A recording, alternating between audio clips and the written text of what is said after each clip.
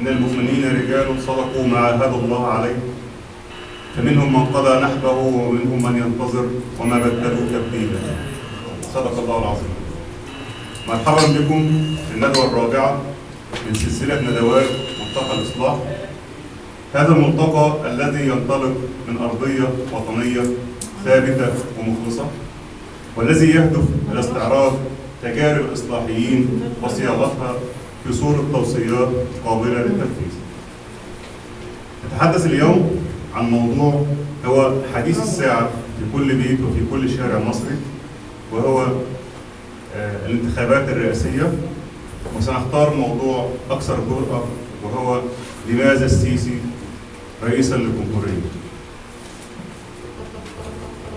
معنا في هذه الندوة اللواء زكريا إدريس، مواطن مصري كما أصر أن يعرف، والأستاذ ممدوح نخلة، المحامي بالنطق ورئيس مركز الكلمة لحقوق الإنسان. في البداية سنطلب من سيادة اللواء زكريا أن يجيب على سؤال: لماذا السيسي رئيسا لمصر؟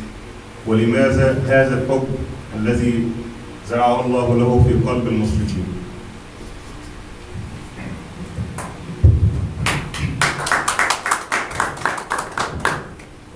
بسم الله الرحمن الرحيم. في البداية أحب أشكر الأخ شادي والأخ محمد لدعوتهم ليا للقاء الجميل ده، لأن إحنا يهمنا قوي إن إحنا الناس تعيش الحقيقة ما تعيش الوهم. إحنا نقدر نقول نحب الناس تعيش الحقيقة ما تعيش الوهم، وأغلب ما يصار في المجتمع عندنا كل وهم، والناس بتتكلم أو الناس بتسمع حكاوي عفى عليها الزمن وأصبحت من المسلمات بأنها حاجة بقت قديمة ومكررة ودمها تقيل وما عادش مقبولة. أما نلاقي واحد جاي يقول أنا ما عنديش غير الشغل، أنتوا تشتغلوا وأنا أشتغل معاكم وهننقذ مصر. ما بيكذبش على الناس، الراجل ما بيكذبش على حد، راجل صادق جاي يقول أنا جاي أشتغل وهشغلكم معايا. أنا هصحى من الساعة 5 وأنتوا هتصحوا من الساعة 5. مفيش بلد في العالم جهاز الدولة أو دولاب العمل في الدولة بيشتغل 8 ساعات غير مصر. فرنسا بيصحى الساعة 5 الصبح، الساعة 7 يبقى في مكتبه، الساعة 12 بياخد بريك، بيقعد لحد الساعة 7 يروح بيتهم، يغسل رجليه، ياكل الوجبة الرئيسية، ينام، بيصحى الساعة 5 عشان يروح الشغل. ما بينزلش على القهوة بقى عشان يشيل الشيشة طول الليل ولا يلعب الطاولة. البلد الوحيدة اللي وقتها مهدر واللي إمكانياتها وطاقتها مهدرة في الهواء هي مصر. أنا بقول الكلام ده لمصريين، إنما أما بقعد مع الأجانب بقول لهم كلام تاني خالص، بقول لهم ده احنا إنما أنا مستعد يعني لما بقعد معاك لازم أصرحك، لازم أقول لك إحنا فين بالظبط. إحنا ناس بنضحك على نفسينا، إحنا شعب بيضحك على روحه. إذا ما فيهاش هذا الشعب، والله لو نزل جبريل من السماء ليحكم مصر ما هتقبلوه. عشان كده لازم نفهم الحقيقة. ما بقاش أنا في جيبي 10 ساغ وعمال عاوز أدخل محل كباب، مستحيل. يا دوبك هيدخلني محل اسمه إيه ده بتاع الفرن طبعا. إنما لازم أعيش الواقع، لازم أعيش الواقع بمره، وإذا ما عشتوش بمره مش هحس بحلاوة النجاح. عشان أعيش الواقع بمره وتقاسمني أنت المر ده، هتعرف في الآخر إزاي أنت تعبت، وإزاي أنت تعبت، وإزاي كافحت، وإزاي هتشعر بحلاوة النجاح في المجتمع. السيسي رئيس لي، نقول السيسي رئيس لي. أولاً السيسي راجل مش كذاب، صادق. بخلاف أنا مش هسمي المسميات، بخلاف الكذب الشائع للطرف الآخر اللي يقول لك هدي لكل واحد 20 بتاع ده فدان و10,000 جنيه. الشباب عندنا أكثر من 30 مليون، هنقول 20 مليون. هيجيب 20 مليون منين 20 مليون فدان منين واحنا عايشين على 5 مليون من ايام محمد علي. ده كلام ما يدخلش عقل بني ادمين. ده بيلحق بيه على عقول الشباب. الواد هيقول لك ده فدان 10000 جنيه، واخد بال حضرتك؟ هسقع الفدان واروح اتجوز ب 10000 جنيه. كل تفكير الشاب كده. الشباب المضحوك عليها هو اللي تفكيرها.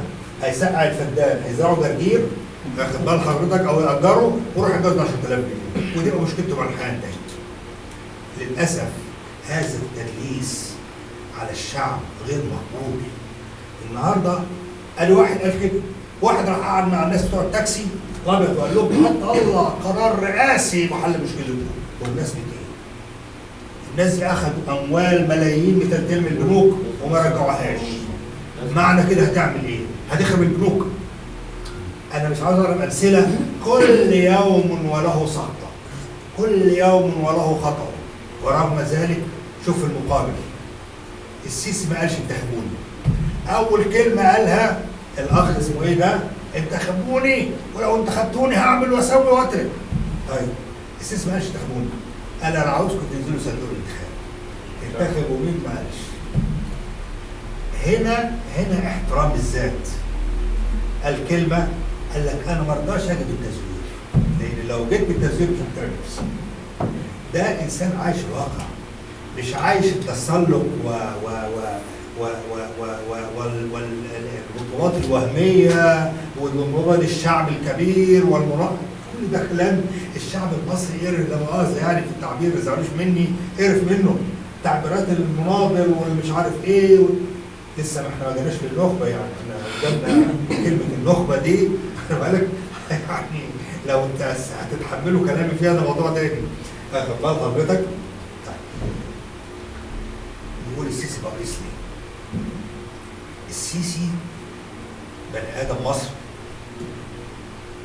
اولا لو نظرنا الى البلاد اللي انتكست زي حالاتنا دي كلها، هنلاقي كل ما ننهض بيها ورفعوها لفوق عسكري.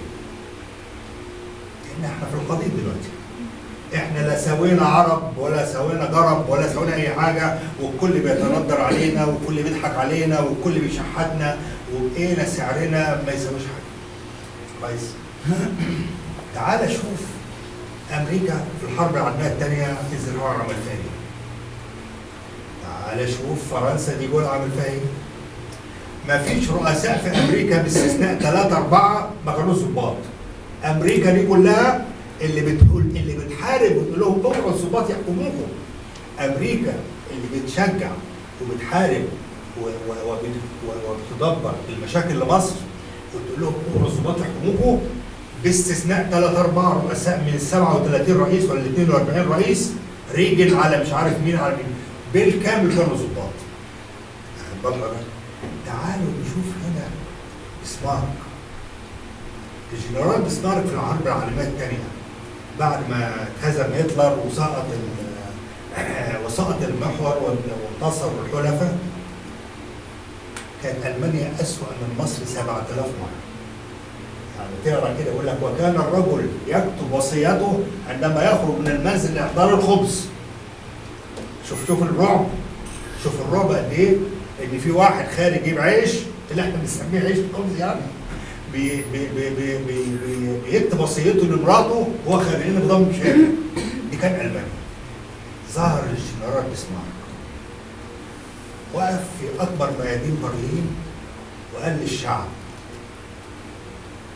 يعني احنا ما نقدرش نفدي المانيا ب 2 مليون فاسد. كلهم ادوا موافقه. قال لهم انتوا موافقين؟ قالوا له اه. يفدي المانيا ب 2 مليون فاسد. قالوا له موافقين. عمل ايه؟ حط شروط ونفذها. انتوا عارفين انا هبتدي بالحاجات الهايفه قوي. انتوا عارفين عمل ايه؟ اللي خالف اشاره المرور اعدامه. اشاره المرور اعدامه. يعني يوم ما هننفذ الكلام هنقعد نص الشعب المصري. واخد بال حضرتك؟ اللي ما راحش شغل اعدامه. يوميا تمامات بتجيله من الهيئات الحكوميه، التمام مين ما جاش، تاني يوم السبت يشكل المحكمه ويعدم. خد بالك ابتدينا بالراحش الشغل والخيارات المرور، فما بالك باللي سرق واللي قتل واللي نهب واللي اغتصب، كل ده خلص. تفتكر بسمارك قتل كم واحد؟ ما لحقش يعدي 350. وألمانيا مشت كده اهو لحد النهارده. ألمانيا لحد النهارده كده اهو. دول اللي بيتشدقوا بالديمقراطيات ويقول لك انت حقوق الانسان وحقوق الهبلان والكلام اللي ملوش اول ولا اخر، اللي هم بيديهم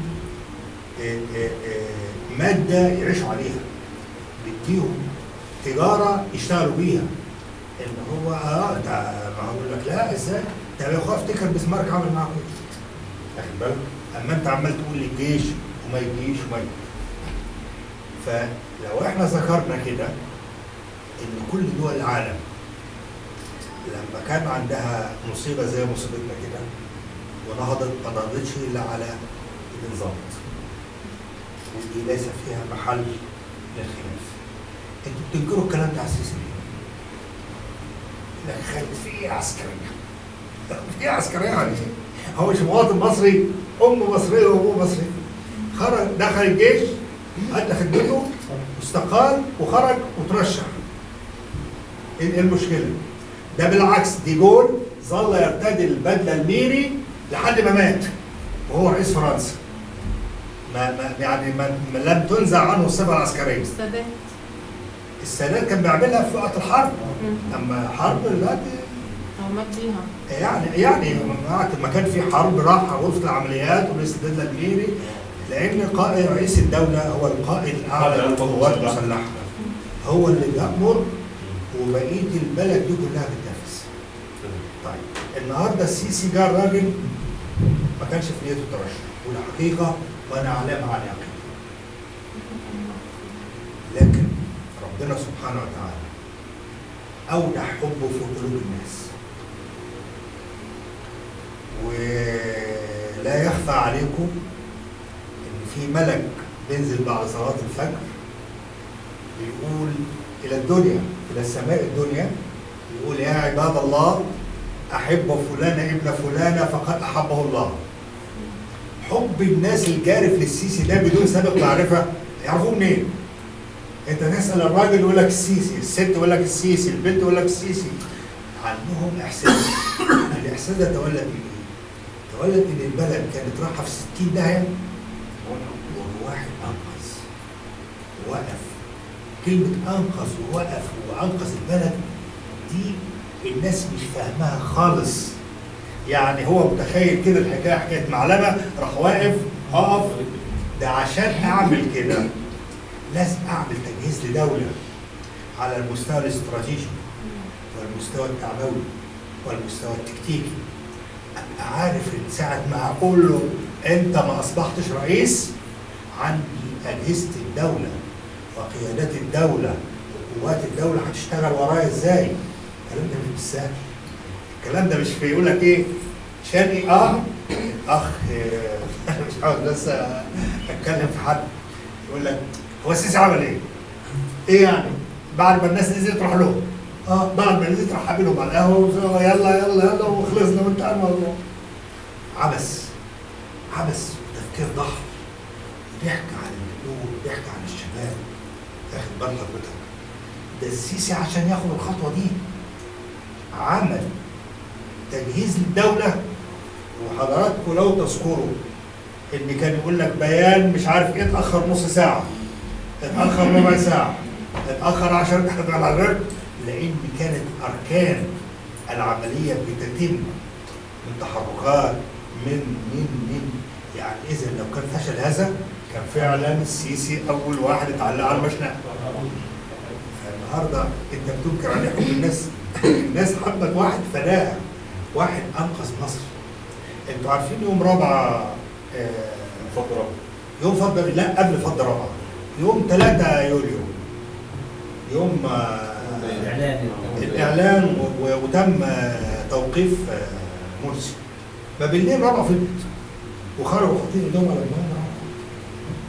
وبرضه حسني يقول لك خلاص بعد ما بدا بالليل ليله الثلاثه وجابوهم خارجين حاطين ايدهم على دماغهم وخارجين مسلمين وروحوا.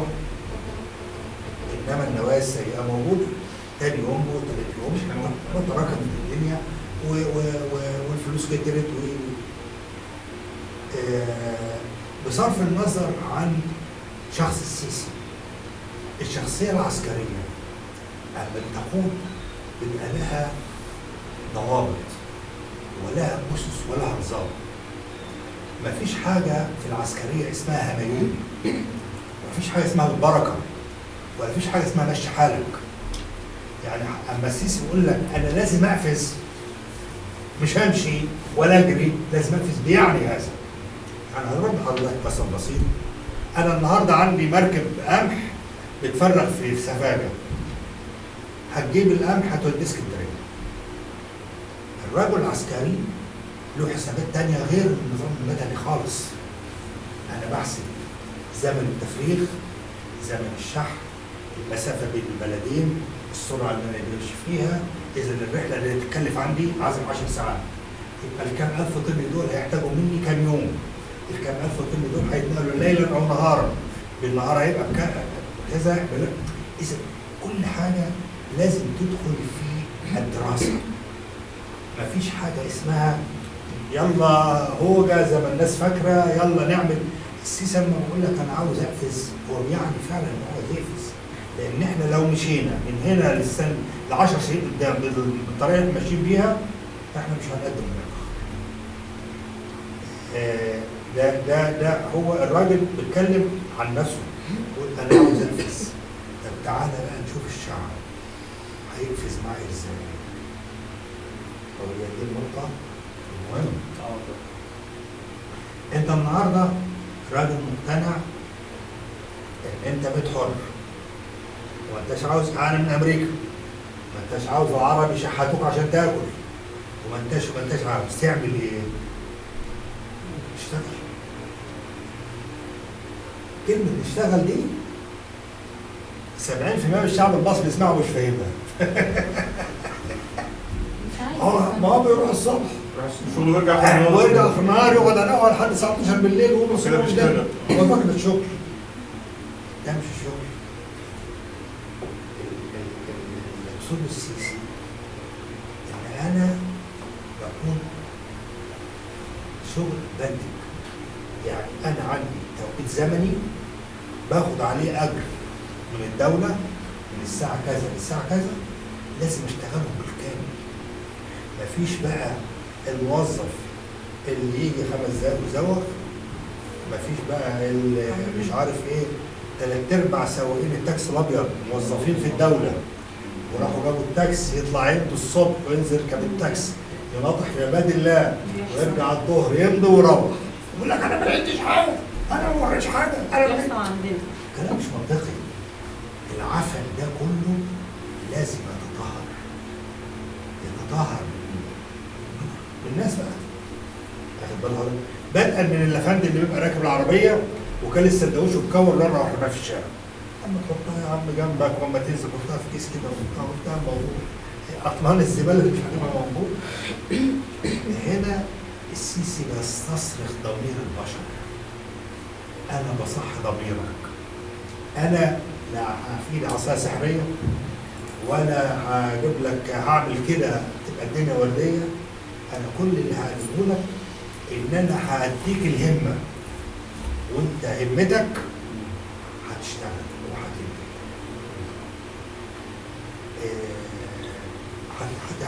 هتنهض مصر. انما لو فضلنا كل واحد يقول لي اتكلم بس كله كلام، يعني المصريين بالمناسبه المصريين عليهم سمعه على في العالم كله. يقول لك ايه؟ المصري لا يتقن عمل. وخصوصا في جانب العماله اللي كانت بتتهافت عليها الدول العربيه. اصبحت سمعه سيئه جدا ان المصري عايش بالفخاكه والفهلوه والحداقه والكلام المسح الجوخ، يا طويل العمر يا مش عارف ايه، ويضحك على الناس ولا يتقن عمل. الهندي ما بيطلعوش بس يتقن عمله. فبتاع شرق اسيا تفوق على العمل المصري، واصبحت العماله المصريه في الدول العربيه وكل الدنيا مطوله.